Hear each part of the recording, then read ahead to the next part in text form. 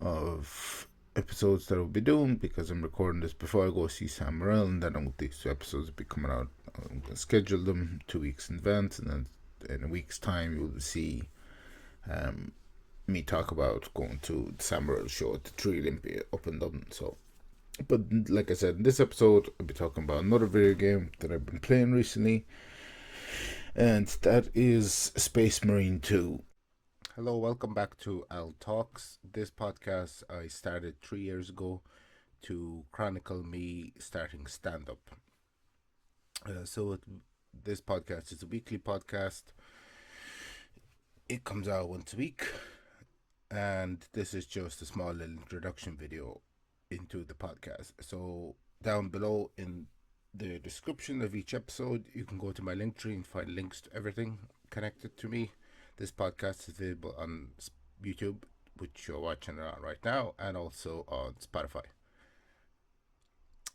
But yeah, that is just a small introduction into this podcast and everything that goes along with it. Hello, welcome back to another episode. Like I mentioned in the previous one, a bit of a change around of episodes that I'll be doing, because I'm recording this before I go see Sam Morril, and then these 2 episodes will be coming out. I'm going to schedule them 2 weeks in advance, and then in a week's time you'll see me talk about going to the Sam Morril show at the Tree Olympia up in Dublin. So, but like I said, in this episode I'll be talking about another video game that I've been playing recently, and that is Space Marine 2. I think I did an episode a while back about a hobby that I've had for quite a long time, and that hobby is Warhammer 40,000, which is a tabletop game where you assemble paint, and play with small miniatures. It's in a fantasy future where humanity is in the year 40,000. So they recently released a new game called Space Marine 2, where you play as a returning character, Lieutenant Titus, from the first game, and you continue on the story path of his life as this is kind of a bit of the story stuff, but at the end of the first game, he was accused of being a heretic by the Inquisition. This is also 40k lore and stuff like that. So if you like Warhammer 40,000, you enjoy this sort of stuff, you will enjoy this episode. If not, strap in. This is a better word for it. Like I've said, this is something I've been playing with for many years. Not so much in the recent years. Before I stopped playing, I did enjoy Kill Team, which is a great game, because Kill Team, instead of having like squads and fighting larger battles, you're more focused on smaller squads, and the troops being more individual rather than. It's just the way Kill Team is designed. Kill Team is designed to play in a quicker paced game, smaller amount of miniatures, and it's great if you've got 2 hours, boom, you can play a game of Kill Team. Whereas the longer battles, you can get bogged down with rules and things like that. So yeah, to kind of recap, in Space Marine, the original game, your army was the orcs, and then in the end you were fighting chaos, and then Captain Titus was accused of being a heretic by one of his squad mates, Leonidas. And then he was subsequently taken by the Inquisition from his chapter, which is the Ultramarines, which is the army I collect. Well, I have several chapters. I collect. Also have White Scar's army, and just very tiny Space Marines force, or Space Wolves force, that I am currently painting at the moment. But yeah, so in the kind of the story, after being taken away by the Inquisition, he was subject to screening to see if he had any corruption of chaos in his body by the Inquisition. So they basically tortured him to see. And then after that, as penance, he became something as known as a Black Shield. A Black Shield is somebody who renounces their chapter and goes on near suicidal missions for the Inquisition as part of the Death Watch. Death Watch is basically what they do is they will take exceptional Space Marines and put them into the Death Watch. And Death Watch is an elite corps of troops that is under the Inquisition umbrella that go out and hunt heretics and xenos that are deemed a huge threat to the Imperium of Man, Warhammer 40,000. So he served there for 100 years, and then the reason he was brought back is because he was gravely wounded by a carnifex on a planet when Tyranid, High Fleet Tyranid are these kind of like, they look like they're like these bug alien creatures that operate through higher intelligence synapse creatures, so that there's just usually waves and waves of these aliens that attack. And then there's different high fleets. For example, in the Space Marines, when I started playing, it was the 2nd edition Space Marines, I think it was. Was it? No, not second. I think it might have been 3rd or 4th at that stage. But it was Battle for McCrag. That fleet was High Fleet. It wasn't Leviathan. It was Behemoth. I think Leviathan is the later one. I can't remember which High Fleet they face in. I think it's a splinter of a High Fleet that they face in Space Marine 2.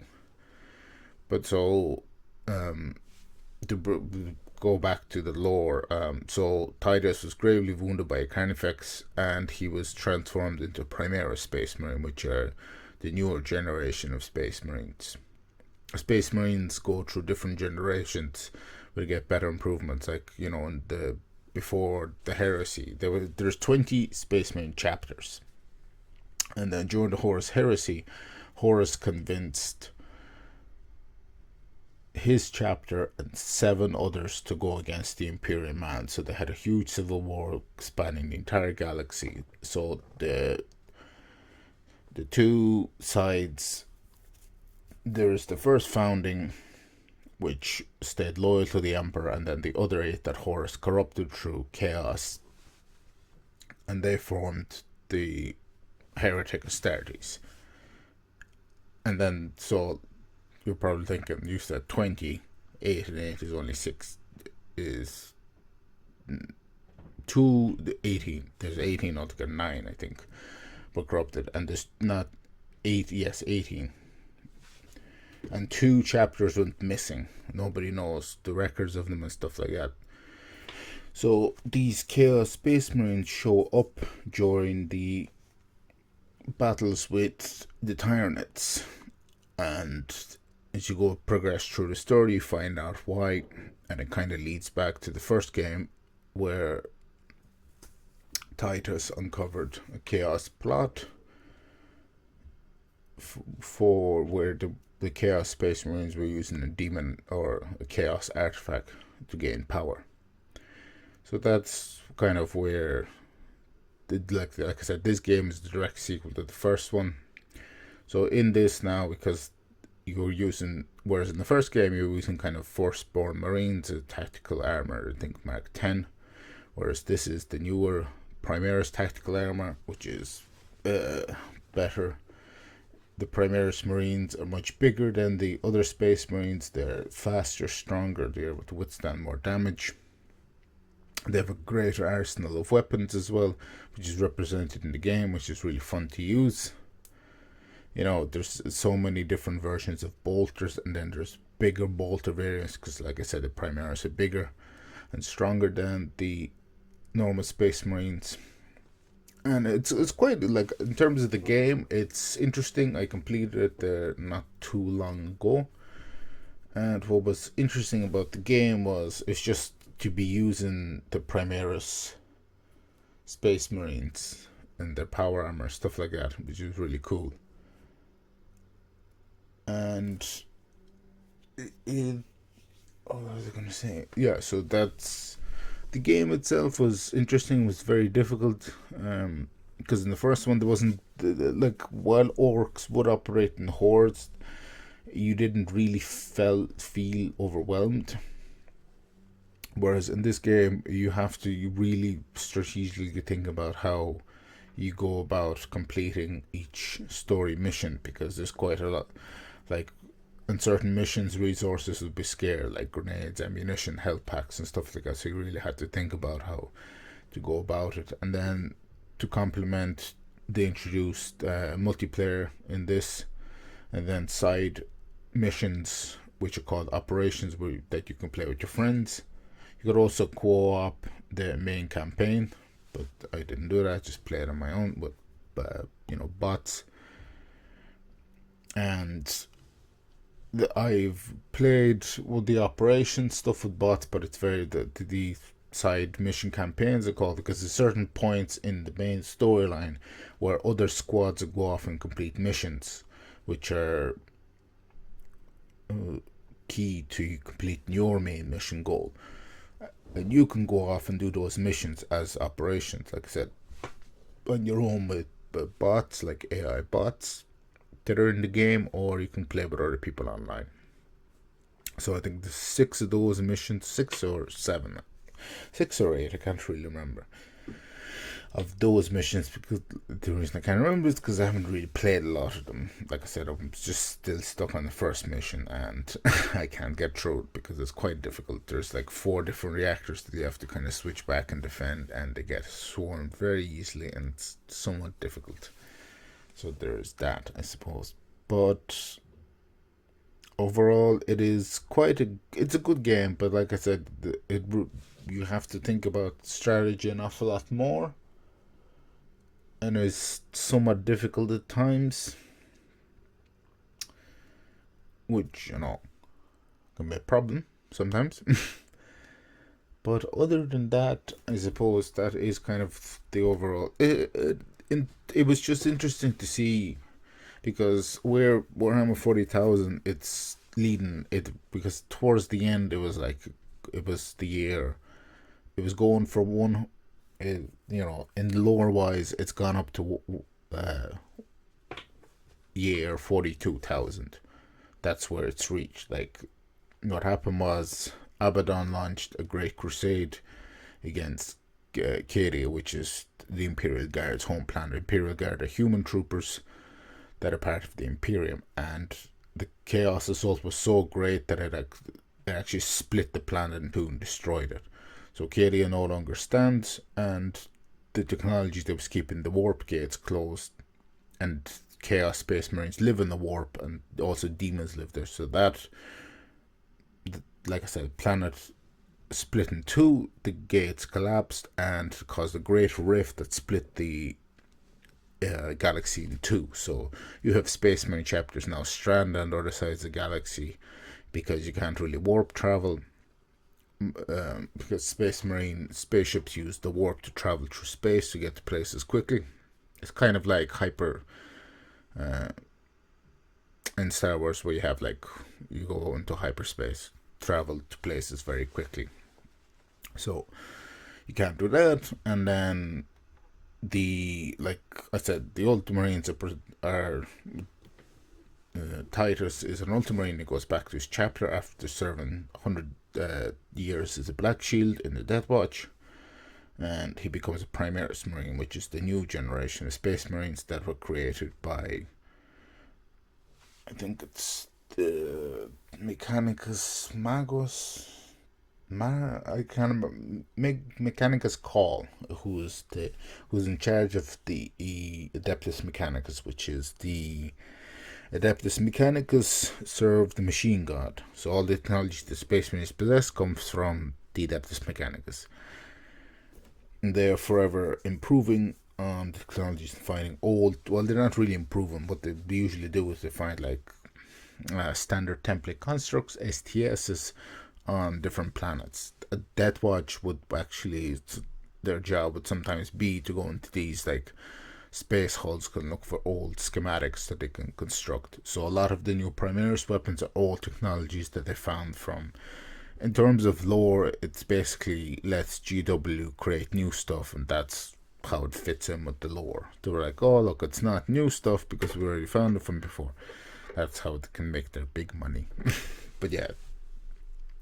So, Gilliman, who is each chapter, Space Marine chapter, has a Primarch where all the Space Marines are created from his gene seed. Each Space Marine has something called a gene seed, which comes from the Emperor himself, which he gave to his Primarchs. Like I said, there's 20 of them. Then Horus Heresy happened, split in two, so it was two opposing sides, and the two chapters were missing. Nobody knows who they are. Still to this day, and lore-wise, nobody knows who they are. So there is that. So Gilliman, who was in status, came back to life, and he's now the leader of the Imperium because the Emperor is slowly dying and has been the last 10,000 years. And so Gilliman comes back and he creates the Primaris Marines, and they get shipped out to bolster each Space Marine chapter's forces.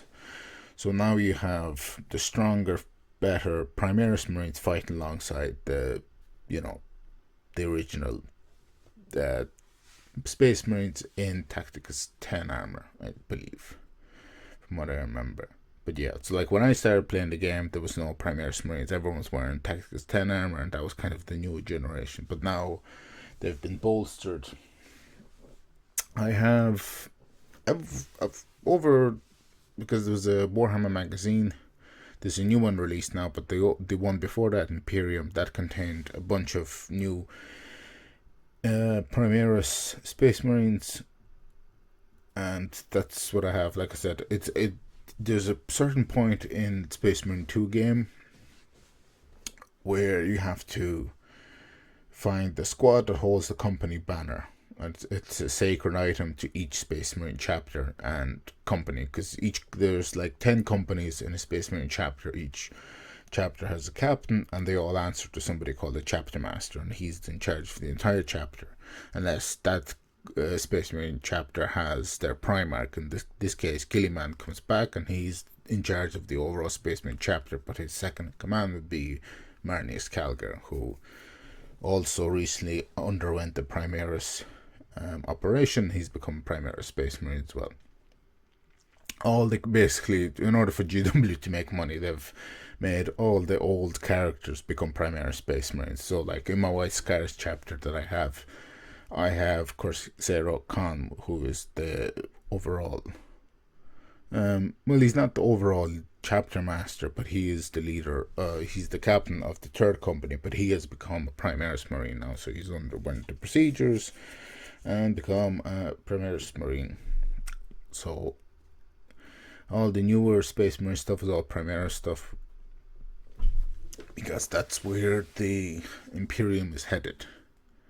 So all the big characters, they're basically just over time, the last couple of years, have just spent releasing all the Space Marine characters into Primaris armor. I think, yeah, that's like, I have a couple of Primaris Space Marines that I've gotten from the Imperium magazine, which I've painted up and stuff. They are cool. It is, if you compare them side by side, they are, even in a miniature, it's considerably bigger. They would really kind of go with what you would call the true scale Space Marine, because Space Marines are supposed to be like 7 feet tall. If in the video game, when you're running alongside the Imperial Guard, who are about half your size compared to, like, you know, the Primaris Space Marines. And like I said, the Primaris Space Marines are bigger than original Space Marines, so the height discrepancy, like Imperial Guard a bit this small, normal Space Marines a bit this small, and then Primaris Marines are, you know, this tall. They're 7 feet tall, they're huge, bulking presence. I mentioned the variety of weapons in the game. There's also different classes, because with the Primaris Marines, there's not just the Primaris armor, but there's also new types of armor. Heavy armor, like Gravis armor, which is guys who would wield heavier weapons, stuff like heavy bolt rifles and heavy bolters and multi-melters and melted guns and melted rifles. No, melter rifles, not melter guns. Melter guns is a smaller one for Space Marine infantry. And then you have the Phobos armor, which in Captain Titus belongs to the second company, which is a company that I collected in miniature size over the last, I don't know, I can't remember when I finished the entire company. There's 100 Marines in it. And it took me years to paint and assemble them all, but I finally got there. And that is my favourite company within the Ultramarines chapter. That's the one I've collected.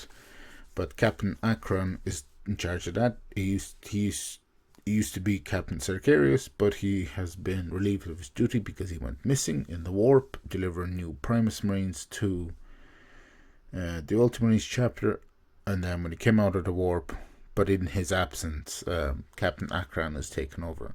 And I actually do have that miniature. It's not painted yet, but I will be getting to it some stage after I finish painting the Space Marines. So that is kind of, like I said, if you are a fan of Warhammer 40,000 and you enjoy it, you will find this episode great. If not, you will not, because I've done a lot of lore and stuff, and this episode has now just gone over 20 minutes. I realize a lot of you may or may not enjoy this, but it's, like I said, it's just something different other than comedy. But yeah, speaking of comedy, next week's episode will be about Sam Rill after I go see his show, because like I said, I'm recording this in advance, so looking forward to the show, because at this stage I haven't seen it yet. I'm recording this on Saturday and the show will be on Tuesday, so looking forward to that happening. But I think as enough of 40k.